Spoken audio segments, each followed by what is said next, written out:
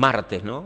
Seguimos con el martes, dice, bienaventurado aquel cuyo pecado ha sido cubierto. Ahora venimos de, ¿cierto?, de la imagen de un Dios, ¿cierto? Allí dice, morando bajo la sombra de sus alas, un Dios protector. Por otro lado vemos a un David, ¿cierto?, al descubierto, al desnudo, necesitado de protección, de cuidado por el pecado que él había hecho. Y entonces aparece ahora el Salmo 32. ¿Y cuántas veces hemos leído el Salmo 32 en nuestras ciertas caídas? Y entonces dice, bienaventurado aquel cuya transgresión ha sido perdonada y cubierto su pecado, ¿no? Es decir, un David que por muchísimo tiempo tapa, ¿cierto? Y entonces siente la carga de la culpa, la tristeza, el dolor por haber fallado, y además de haber fallado, seguir fallando. Eso es lo peor de todo. Y entonces, bienaventurado, gozoso aquel que no tiene culpa frente a Dios, ¿no? Creo que es el resultado final de después del encuentro con Natán, ¿no? Después Ajá. de haberse vestido de silicio, después de haberse dado un baño, como dice en la historia, creo que el resultado final es la alegría, es la dicha, es la felicidad. Porque finalmente David se da cuenta de lo que Dios es capaz de hacer con el pecador, darle dicha, darle felicidad. Vos te equivocaste, vos erraste, vos fallaste, te apartaste, pero Dios ahora le está diciendo, yo quiero que seas feliz y por eso te doy mi vestido, te vuelvo a cubrir, te tapo, porque David durante todo ese año, yo me imagino, porque el Salmo 32 lo dice, ¿no? Sí. Dice que de día y de noche se agravó sobre mí tu mano. Ujú. Mi verdor se volvió en sequedad de verano, entonces te declaré mi pecado y no encubrí mi culpa. Ujú. Durante ese año, yo imagino cómo debe haber vivido David en su Sí. conciencia adentro, ¿no? Carcomiéndole, porque a mí también me pasa, creo que a Ujú. todos nos pasa cuando nos equivocamos, cuando erramos, como nuestra conciencia nos condena a través del Y Espíritu el Santo. orgullo, cuando el orgullo nos traiciona No y nos no deja confesamos, ¿no? exactamente. Yo creo que David por ese año no debe haber podido dormir muchas noches. Ujú. Sin embargo, se dio cuenta de que la dicha, la alegría, la felicidad que produce el reencontrarse con ese Dios que restaura, que da un nuevo vestido. Y el autor coloca allí en la lección de Marte la pregunta, dice, lee Salmo 32, verso 3 al 5, dice, ¿qué imágenes poéticas y lenguaje simbólico usa David para describir lo que sucede a quien rehúsa confesar su pecado, ¿no? Y entonces coloca aquí, si quizás lo repasamos un poquitito, dice, mientras callé se envejecieron mis huesos. ¿Mm? En mi gemir, dice, todo el día. Es profundo lo que él Fu. expresa, ¿eh? Yo creo que ahí expresa totalmente la carga que él sentía, que él tenía y cómo su cuerpo, su organismo lo manifestaba, Ajá. cómo lo expresaba. Muchas veces nos toca atender en el sanatorio a algunos pacientes que sufren de algunas enfermedades, muchas consecuencias del descuido o por ahí la herencia que uno trae, pero Ajá. muchas veces también enfermedades que son consecuencias de los errores que uno comete, ¿no? Y de alguna manera se ve reflejado aquí en este pensamiento, se envejecieron mis huesos. Ajá. Eh, no tenía ganas de hacer nada, estaba tirado, no quería vivir, Ujú. quería, quería solamente estar en cama, no salir, no ver el Aplastado sol. totalmente por la culpa, el dolor, el sufrimiento, el Sí. pecado. Y agrega, dice, se volvió mi verdor en sequedades de verano, ¿no? Eh, es Eh, qué, qué, como, qué, qué, qué, qué es como, ilustración. como algunos cuando ven los árboles Sí. secándose, es Ajá. como que se entristecen, ¿no? Cuando viene Ajá. el frío se Ujú. entristecen, Ujú. pero cuando llega el verde de la primavera, Sí, sí, todos sí. como que renacemos. Ujú. Pero a David le había pasado todo lo contrario, había dejado de ver lo verde, lo lindo, la brisa suave, había dejado de Sí. ver la primavera y ahora estaba viviendo realmente en Bueno, algo que... podemos entender en esta frase, ¿cierto? En este poema acá, cómo David expresa en otras palabras lo que dice Romanos 6:23. Dice, la paga del pecado es muerte. Aquí dice, mi verdor, todo lo verde, todo lo que era vida, diga, en sí dice, se tornó que en sequedades de verano.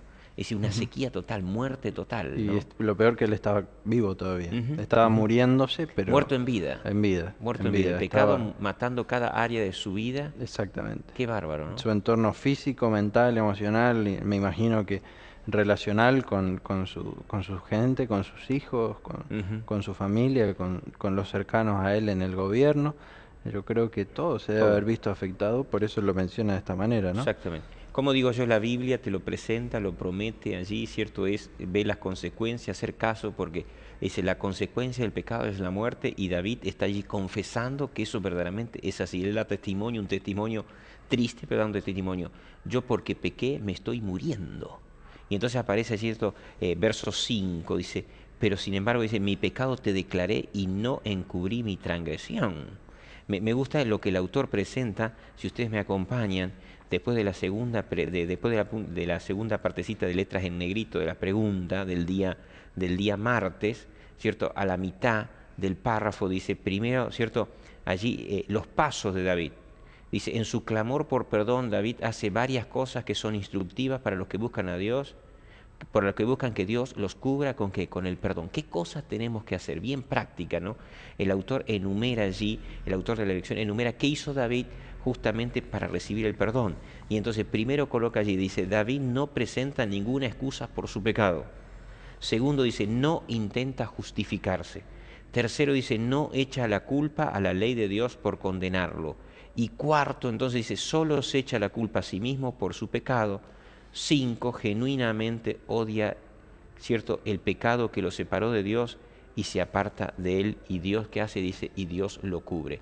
Y entonces aquí se podría decir, se presenta el título de la lección, ahora recién David puede vivenciarlo y experimentarlo, ¿no? Ahora sí, David se encontraba bajo las alas, bajo la sombra, porque después de haber expresado su dolor, al haberse equivocado, al haber errado, ahora David estaba tranquilo de que, sin excusas, con la intimidad de su corazón, al desnudo, ahora David había expresado su pecado, había confesado y Dios lo cubre, Dios tapa, sin olvidarnos, como terminamos el bloque anterior, sin olvidarnos que las consecuencias del error todavía van a estar, sin olvidarnos de eso.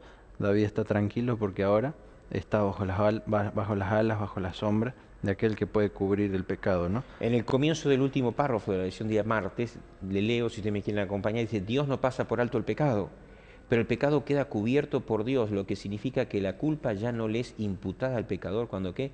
Cuando se arrepintió. Entender eso, ¿no? Es decir, Dios allí, ¿cierto?, tomando, ¿cierto?, el pecado de David, David quedando limpio, ¿cierto? Pero las consecuencias del pecado David las tuvo que pasar, las aceptó, pero lo importante es, digamos, un antes y un después. Un David que se está muriendo, un David que confiesa y un David que comienza a vivir, ¿no? Lo más difícil a veces es librarnos de la culpa. Dios nos libra de la culpa. Nosotros nos cuesta un poco más librarnos de la culpa. No nos perdonamos nosotros a nosotros mismos. Nos cuesta perdonarnos, es normal, es natural, pero Dios nos saca esa culpa. Ahora, no alcanza solamente con la confesión, porque si yo confieso, pero sigo en el mismo camino, en el mismo rumbo, sigo abiertamente, deliberadamente, separándome de Dios, pecando, errando, no sirve de nada que yo confiese. Junto con la confesión va el cambio de rumbo, el cambio del estilo de vida. ¿Para qué? Para evitar consecuencias futuras de mis errores. Pues David no podía evitar las consecuencias de su error que ya había cometido, pero sí podía evitar que esto se potenciara, que se magnificara. Por eso dice allí que la confesión sola es incompleta. Debemos no solo estar tristes, sino que también apartarnos de él con el poder de Dios. No podemos seguir por el mismo camino que veníamos. Exacto. David sin duda se dio cuenta de su error y cambió de rumbo. El perdón tiene un propósito por parte de Dios. Sacarnos de allí, de donde estamos tirados en el piso y ponernos realmente donde tenemos que estar, ¿no? Y el hecho, vos mencionaste una frasita, sacarnos, ¿no? El hecho es que nosotros no podemos salir. Cuando estamos allí, ¿cierto? El pecado nos toma, nos ata. Leíamos en otro versículo, ¿cierto? Dice, Satanás no suelta a nadie, no deja a nadie libre. Una vez que lo tomó, lo tiene atado. Necesitamos del poder de Dios al confesar nuestro pecado, al arrepentirnos. Entonces allí como que de estar a veces la llave, ¿cierto?, que abre la puerta para que Dios actúe, ¿no?, en nuestra vida, y entonces allí nos libera y recibimos el perdón y recibimos la liberación y podemos entonces respirar y empezar a dejarnos guiar por el poder de Dios para poder direccionar hacia otro rumbo, ¿no? Disfrutar de la libertad, porque si seguimos atados al pecado no vamos a poder disfrutar de la libertad. Yo creo que es importante disfrutar de la alegría que David tenía y que nosotros también debemos tener al librarnos del pecado y estar con Jesús. Qué linda experiencia, ¿no?, la de David, y cuánto nos ilustra y cuánto, digamos, por un lado nos ayuda, por el otro lado entendemos lo de David y cuántas veces nos identificamos con él, pero sabiendo que tenemos un Dios, que bajo sus alas podemos descansar tranquilos.